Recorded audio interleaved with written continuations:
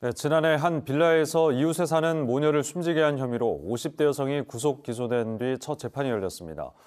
검찰은 이 여성이 피해자들의 금품을 가로챌 목적으로 범행을 저질렀다고 보고 있습니다. 김아란의 기자의 보도입니다.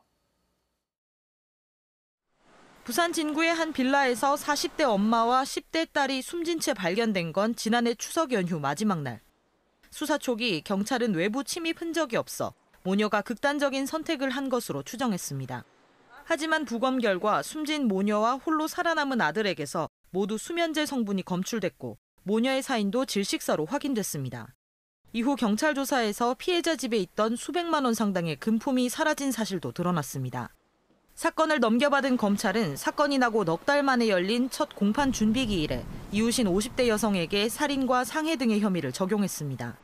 검찰은 여성이 피해자 가족을 제압하기 위해 수면제를 탄 물을 몸에 좋은 약이라고 속여 마시게 했다고 봤습니다.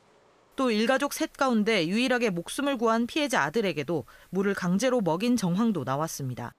이후 쓰러진 모녀가 일어나자 둔기로 폭행하는 등 추가 범행을 벌이고 결국 숨지게 했다는 겁니다. 검찰은 평소 생활고에 시달리던 여성이 귀금속 등을 가로채기 위해 이웃에 살던 모녀를 상대로 범행을 저질렀다고 보고 있습니다. 살인 혐의 등을 받고 있는 이 여성은 재판부에 국민참여재판을 요청했습니다. 여성의 변호인 측은 기록 검토를 끝내는 대로 재판 형식에 대한 의견을 제출할 예정입니다.